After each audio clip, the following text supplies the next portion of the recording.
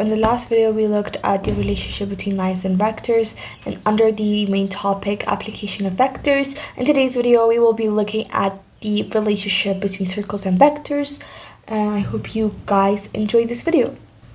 First things first, let's just define the labels of each point and how we can relate everything. So up first, we have our center right here. It's just gonna be called C with the points X naught and Y naught. So this point right here is gonna be R, and that's gonna represent any point on the circle. So it's gonna be X comma Y. Now one thing you need to know is that this line right here, this one right here, is the radius, and the radius is always greater than 0, and the magnitude of the radius can be found by doing the following. R minus C is equal to R. This small r is going to be the radius. Okay, so we need to prove that R minus C, these are position vectors, are equal to this radius, or this line right here. C and R are called our position vectors. So like we saw in our dot product video, in order to prove that this magnitude is equal to this equation right here, then we need to square it. So please refer back to my dot product video in order to understand why we do this. So we're gonna square both sides. Now we're gonna move on to the following. We're gonna distribute this just like we saw in our dot product video. The next thing that we're gonna do is group similar terms. So this is gonna be, and what we're gonna do next is we're gonna substitute the vector forms of R and C, which are here and here. So when we substitute that, so the next thing that we're gonna do is just distribute what we have. So just like we did earlier, we're just gonna do x squared plus y squared minus 2x naught minus 2y naught times y, and then plus x naught squared plus y naught squared. This time we'll be grouping similar terms like x squared minus 2xox plus x naught squared. The same thing with y squared minus 2y naught y plus y naught squared. And then now we're gonna pull out similar terms, and then we're gonna square it. As you can see, this can be written as x minus x naught squared plus y minus y naught squared, which equals to r squared. So guys, if you have seen my reflection, rotation, translation videos, this will be very familiar to you guys. But yeah, this is the official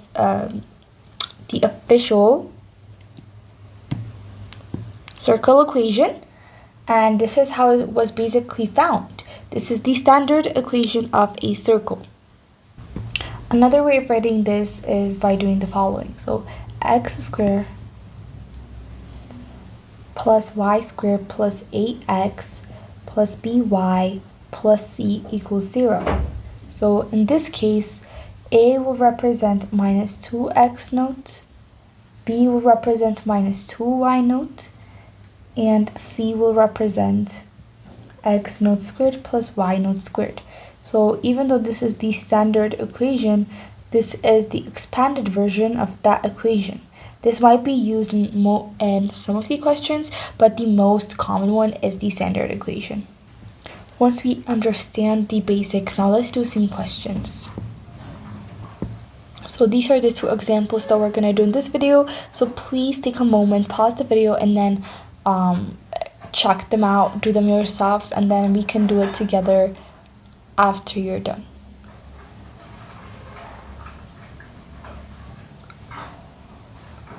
Okie dokie. So the first question asks us like a very basic question, a very basic thing, which is to find the equation of the line. It's pretty simple. So in most cases, there are two ways of doing it. The first and the basic one, and the hardest one actually, is going to be to substitute into this equation that we did before. So don't forget this. So in this case, R, the ones labeled R, are unknown, so we're going to put X and Y. But for C, that's our initial point or our center, so we're going to plug in what we're given, okay? So now when we plug in the numbers, it would look something like this. xy minus 2xy, and then C is going to be whatever number we're given, which is 2, 3, plus 2, 3 times 2, 3. So when we plug in everything, it's going to be x squared plus y squared minus, it's going to be minus 2x 3y plus 4, 9. And then don't forget the radius, which will be r squared. And then when we square 4, it's going to be 16. So when we simplify everything, it's going to be x squared plus y squared minus 4x minus 6y plus 4 plus 9 equals 16. Then next up, all we got to do is just add up these numbers, which will give us 13. And then we're going to subtract 16 from both sides, which will give us the final one as x squared plus y squared minus 4x minus 6y plus 13 equals 0. But there is another way of doing it by using the actual standard equation of a line. So in this case, all we got to plug in is the center and the radius. So it's going to be x minus x naught will be the number 2, and then plus y minus y naught will be 3, which will be 16 then after we square 4. So this is going to be our final answer. But if we want to put it in this form, then all you got to do is distribute it, and then you'll get this answer as well. So let's do the second question. So the second question, first we need to find the center. We're given the 2 points on the diameter. So let me draw the graph. First the circle.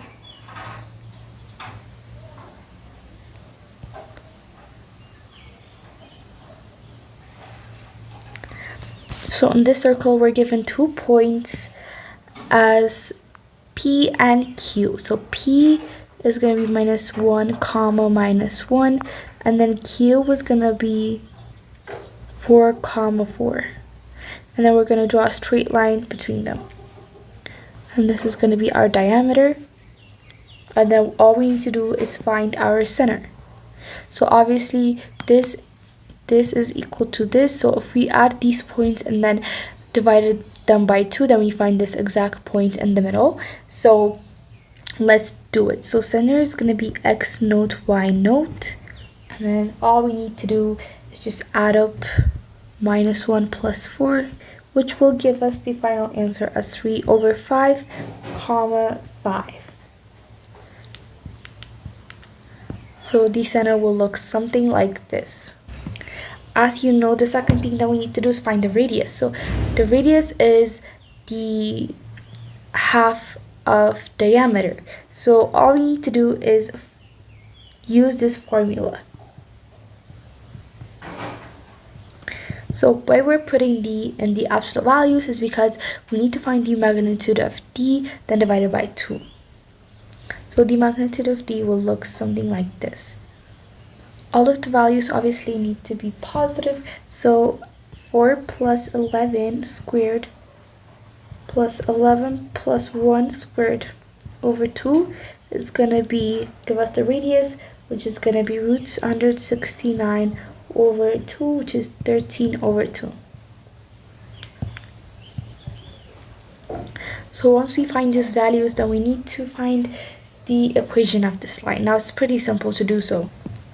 Okay, so the next thing that we need to do is actually just find the equation. So just plug in the numbers like I showed you before, which will be x minus x naught plus y minus y naught equals r squared. And then when we plug in the numbers, x minus x naught. So obviously we already found our values from here. So it's going to be 3 over 5 plus y will be just y, and y note will look 5, and then r is going to be 13 over 2 squared. So this is going to be our final equation of a line.